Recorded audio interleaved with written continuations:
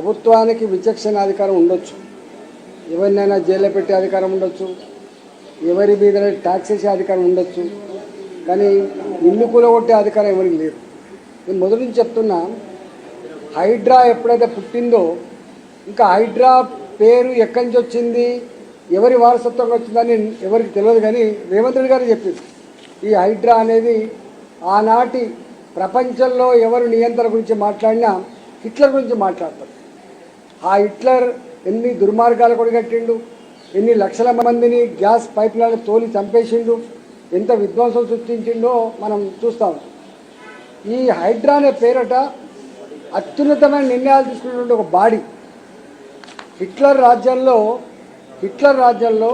ప్రజల మీద అఘాయిత్యాలు కావచ్చు, ప్రజలు చంపే విషయంలో కావచ్చు, ఇవాళ ప్రజాస్వామ్యాన్ని కూలి చేసే విషయంలో కావచ్చు, తీసుకునే నిర్ణయాల సంస్థ పేరే హైడ్రా అని చెప్పి అయితే వారు చెప్పిండ్రో, ఆ హైడ్రా అంటే హిట్లర్ని ఆదర్శంగా తీసుకొని హైడ్రాను స్థాపించినట్టుగా ఆయన చెప్పుకుంటారు. కాబట్టి హైడ్రా వచ్చినప్పటి నుంచి కూడా చూస్తూ ఉన్నాం. 40 ఏళ్ల క్రితం, 50 ఏళ్ల క్రితం ఏ హైదరాబాద్ నగరంలో వాగుల పక్కపంటి కావచ్చు, ప్రభుత్వ స్థలాలలో కావచ్చు, అలాంటి వాటిల్లో హైడ్రా వచ్చి ఇది చెరువు బఫర్ల క్రితం తెలంగాణ నుంచి వెళ్ళి పొట్ట చేత పట్టుకొని కుటుంబాన్ని పోషించుకోవడానికి వచ్చి ఒక గుడిసె వేసుకొని ఒక తరం కష్టపడితే కళ్ళాలు చూసిన చెప్పాలంటే ఇలా ఆ కన్నీటి వేద ఒడవదు. నల్ల చెరువులో ఇల్లు కూలగొట్టినప్పుడు బుచ్చమ్మ అనేటువంటి యాదవ మహిళ ఎట్లా సూసైడ్ జరిగిపోయింది. కానీ హైడ్రా చరిత్ర చూసిన తర్వాత ఇది పేదల ఇల్లు కూలగొట్టేటువంటి ఒక సంస్థగా, ప్రజల్ని వేధించే సంస్థగా, ఇవాళ వాళ్ళకు అనుకున్న వాళ్ళకు భూములు కట్టబెట్టి వాళ్ళకు వ్యతిరేకంగా ఉన్నటువంటి వాళ్ళ ఇండ్లు కూలగొట్టుడు, భూములు గుంజుకునే సంస్థగా అది రికార్డుకి ఎక్కింది. కాబట్టి కోర్టు అనేక సార్లు, నాకు తెలిసి ఒక 60-63 సార్లు ఇవాళ కోర్టు ధిక్కరణకు పాల్పడినట్టు చెప్తా ఉన్నారు. కాబట్టి గిన్నిసార్లు ధిక్కరణకు పాల్పడుతున్నప్పుడు మరి ప్రభుత్వం మార్చుకోవాల్సి ఎక్కడ ఉండే. మరి ఎందుకో రేవంత్ రెడ్డి గారు అమితమైన ప్రేమ హైడ్రా మీదనే కాదు, అమితమైన ప్రేమ రంగనాథ్ మీద కూడా చూపించింది. కాబట్టి ఇవాళ రంగనాథ్ కూడా ఎవరు తప్పడతలేరు, హైడ్రా సంస్థ గురించి మాట్లాడతలేరు. ఇదంతా రేవంత్ రెడ్డి గారు చేయిస్తున్నది మాత్రం బయట ప్రచారం అవుతా ఉంది.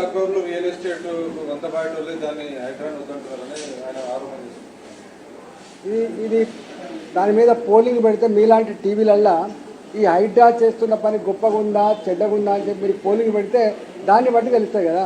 దానికి నేను చెప్పలేదు, మీకు ఇంకోటి చెప్పలేదు. హైడ్రా అనేది ప్రజల గూడును కూల్చే సంస్థగా ముద్రపడ్డది, ప్రజల్ని వేధించే సంస్థగా ముద్రపడ్డది. ఎక్కడో అక్కడక్కడ ఆక్యుపై చేయబడ్డటువంటి పార్కులు కొంత కాపాడొచ్చింది కాదు.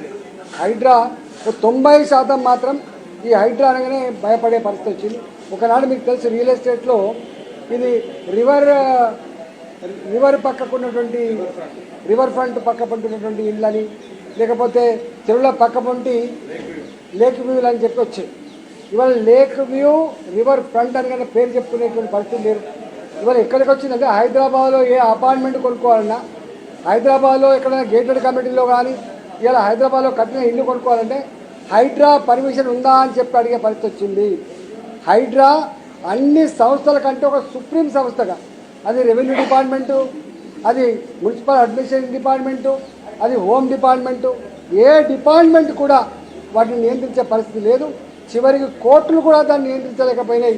వాళ్ళకి యాసకు వచ్చి మొన్న వాళ్ళు ప్రకటించారు. కాబట్టి నాకు తెలిసి ఒక స్టేజ్లో రేవంత్ రెడ్డి గారికి కూడా ఈ హైడ్రా సంస్థ ఇంటదో అనే పరిస్థితి వచ్చింది.